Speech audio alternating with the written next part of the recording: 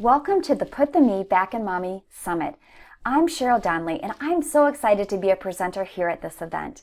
I'm going to talk about how to find time in busy mom life to do what you love and not feel guilty about it. For those who I haven't met yet, here's a little about me. I'm a high school teacher. I've taught over 20 years. 16 of those years have been in 2 different large public high schools. Then in the middle of my career, I took 6 years off to be a stay-at-home mom. But even then, I ran a tutoring business from my home, so I've worked with teenagers and their parents for over 2 decades. I live in Minnesota with my husband and our 3 boys, ages 14, 12, and 9, and I write a blog for moms of tweens and teens called Empowered Moms and Kids. In busy mom life, what I love to find time to do, that thing that lights my heart on fire, is to write. I love writing for my blog. But what about you? What is it that you love to find time to do? Do you have a dream outside of motherhood? Do you want to start a business? Would you like to go back to school? Do you want to change careers or try something new? Are you an artist? Do you love fitness and exercise? What inspires and nourishes you? If you can think of something that lights your heart on fire, that you'd love to find more time in all the busyness of mom life to do, then you're in the right place. But before I dive into the main topic, I want to tell you why I'm so passionate about moms nourishing themselves through doing things that they love, things that inspire and refuel us. I know that we all say with our mouths, self-care is great for moms. Yes, it's important, but do we actually believe it?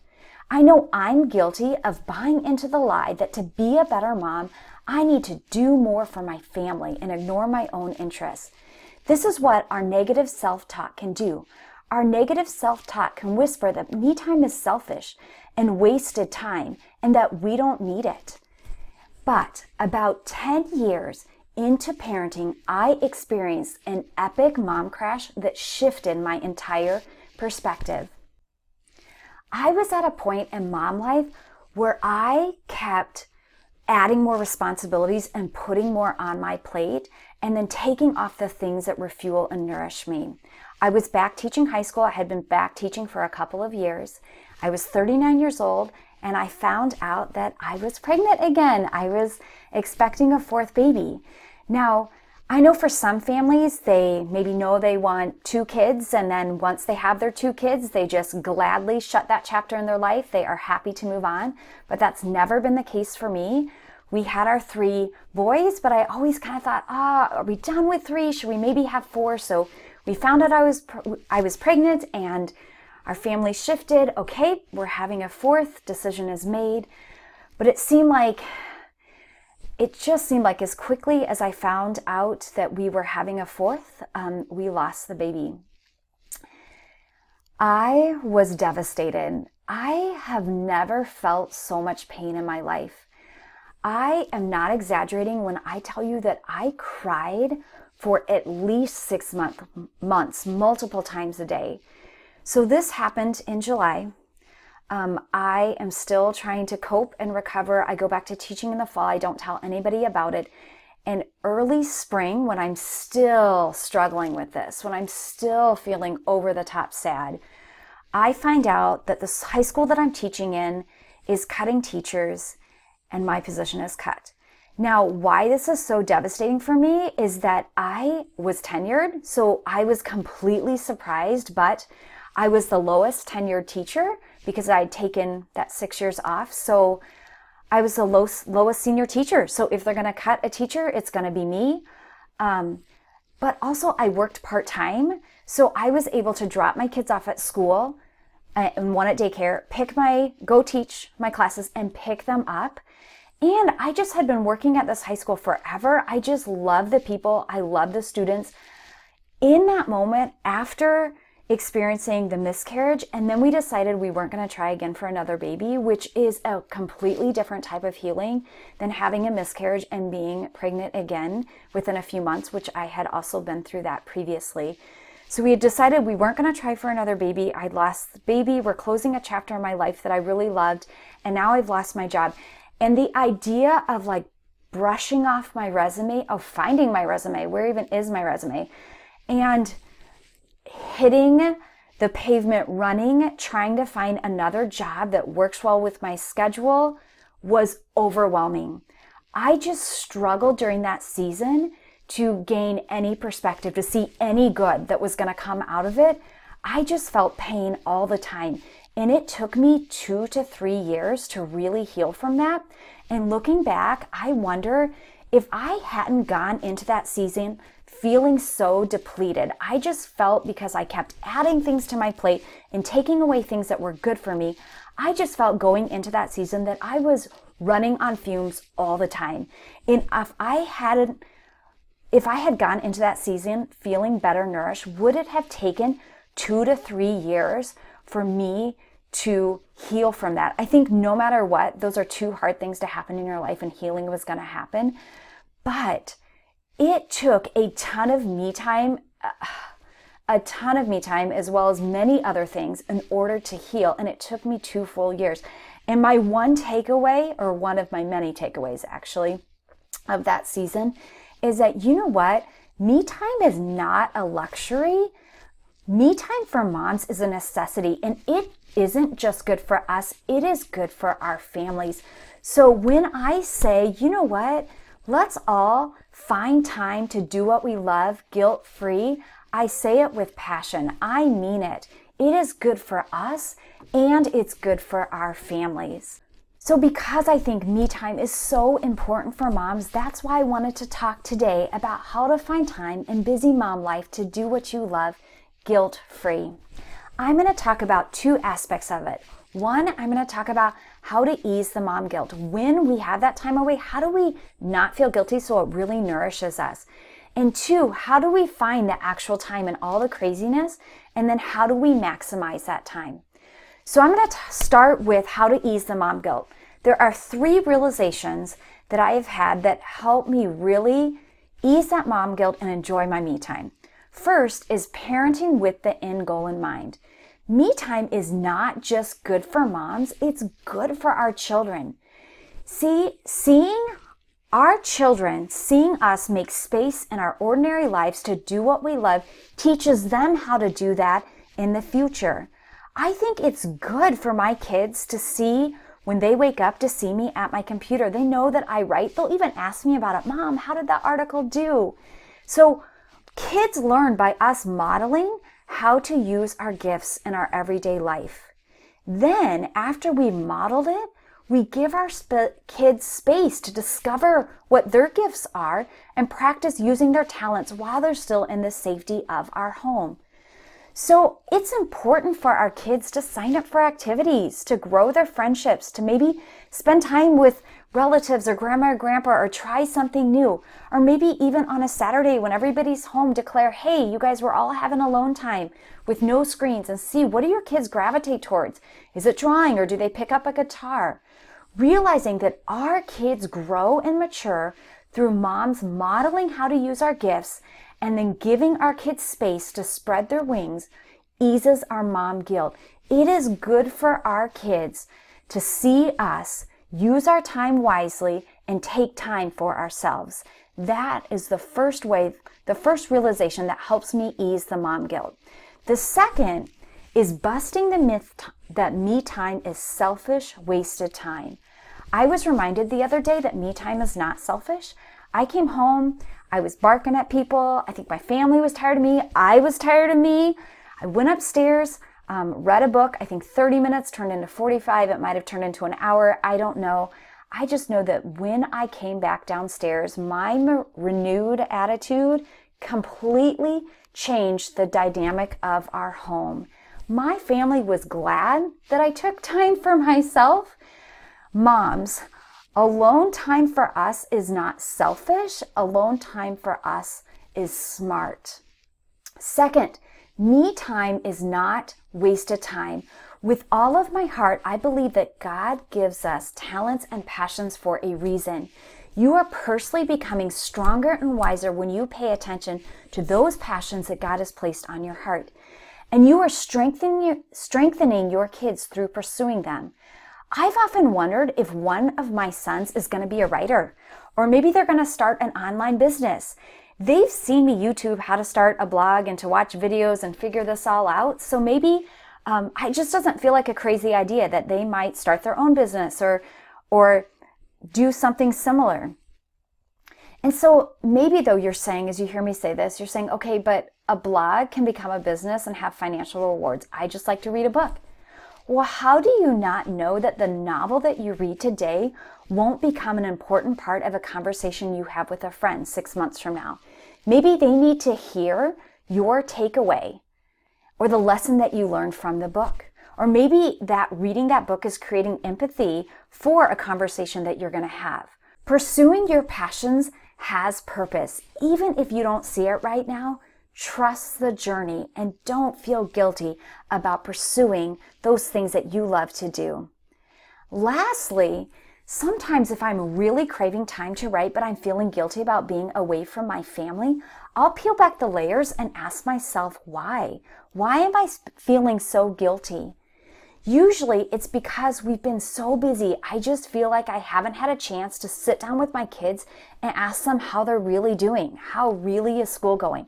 How really are friendships going?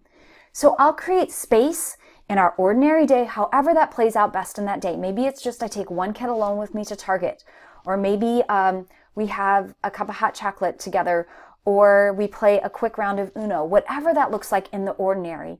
When I spend quality time interacting with my kids, I better enjoy my time away. So these 3 realizations have greatly helped me ease the mom guilt, knowing that when I parent with the end goal in mind, it is important for my kids to grow up learning how to pursue a passion or try something new or take alone time, and what that looks like in everyday life, and then giving them space to try that, then busting the myth that me time is selfish or waste of time, then also spending quality time with your kids so you better enjoy your time away. All 3 of these things help me ease the mom guilt. And when I ease the mom guilt, I can better be nourished by that time away from my family.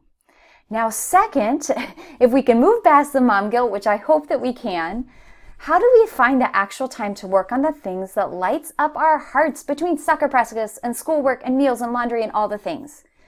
So there's 2 ways. One is to be strategic. This helps us find the actual time in our day. And the second is to be power-houred up. This helps us to maximize the time that we find. So first, I'm going to talk about being strategic. I intentionally use the word strategic over being organized. To me, sometimes the word organized can imply that you're not only doing all the things, but you are doing all the things well. Plus, sometimes people just don't see themselves as being organized. So as soon as they see the word, they think, well, I'm just not an organized person. Like, this isn't something I've ever been good at, so I'm not going to be good at it now. But the word strategic, we can all be strategic, and this is what it means. Being strategic is taking an honest look at our life. We know our energy level. We know our responsibilities, what is taking up all of our time. We know the loved ones in our life and what their strengths and weaknesses are. We know what stresses us out. We know the things that give us life. We reflect and then schedule our days to set ourselves up for success. In other words, as the saying goes, create a life that you love. But I don't like when people just teach in theory. I want real life examples of what this looks like. So I will start with a couple of ways that I've been more strategic in my life. I looked at what 2 things were eating up all of my time. The first thing that was eating up a lot of my time was cleaning. We were cleaning on the weekends. My family was helping, so I wasn't doing it alone, but it was taking up about half of a day on the weekend, and that was driving me crazy. So my coworker gave me this great idea that works well for the season of life my family's in. So we do family dinners most days. During dishes time, there's 5 people in our family, so everybody helps. 2 people do the dishes. 1 person makes lunches for the next day. Then 2 people walk around the house and do a quick main floor pickup and basement pickup. It's kind of like a house recovery time. So it kind of keeps our house kind of picked up. So then on Thursdays is my cleaning day. So when I get home from work, I always do a quick, easy meal like sandwiches. And then since our house is already kind of ish picked up, one kid will maybe go vacuum and then come back in and check in with me, and I'll give that kid the next chore. And all of us work. And if my husband gets home, he jumps in with us. Thursdays are always crazy for us anyway. We just fit it in. I love going into the weekend with a clean house and then having 2 full weekdays where I'm not cleaning. So that has helped greatly. The second is cooking. So I hate to cook. And because of our family schedule, it makes the most sense for me to do the weekday cooking. And I am totally 100% fine with below average meals every day. But my family likes to eat like every single day. So I finally jumped on the whole meal planning bandwagon. And I didn't even do this on my own. My mom came in town and I was talking about this with her, and she said, well, let's just do it. Let's make meals ahead and put some meals in the freezer. That has been super helpful. But what about you? What are things that are just eating up parts of your day? For me, with even the meal planning with the cooking, that gives me about 30 extra minutes a day. And then, like I said, the cleaning gives me my weekends back. But what time would you like back? Maybe it's laundry. My sister says that she has 4 kids. Her older 3 now are doing their own laundry. So she said just going from 6 people's laundry down to 3 has been great. Carpooling, we were in an awesome carpool this summer. My son had 15 training sessions. We drove to 3. It was amazing. We were in this with 5 other families. I think an honest look about what can you pay for, like what can you outsource? Can you have someone come in and clean for you? Do your laundry? What about all the grocery delivery options that are out there? If you have a daycare provider in your home, can you pay them more and they can take on more responsibility? Can they start dinner for you? Can they do laundry? Can they clean? Or a free option that I think is beneficial to everyone because you're creating memories for your kids with loved ones is getting your loved ones involved. My friend has grandpa do all of Boy Scouts. He does all the meetings. If there's something that needs to be done for Boy Scouts or picked up, he picks it up. It is fantastic. Or take days off work. Take a personal day just for you. I've done it once. It was awesome. Schedule your busy days and your days off. So if you have an ortho appointment, that goes on a day that there's already practice so that you're just running around a town one day, then you have the next day off. Or if it's that season where you have something every day, it seems like, take turns with your spouse or your co-parent if you have one. And can they do all the running around on Monday and then you do all the running around on Tuesday? So you do still feel like, even though your family's moving, you feel like you kind of have some time at home. And in it all, schedule in time for yourself and then keep that time for yourself that you put on your calendar. So brainstorm with your family. How can you all be more strategic? How can you find more actual time in the busyness? But then once you find the time, how can you really use that time well? And that's where I love this phrase, be power houred up. A power hour is super focused time.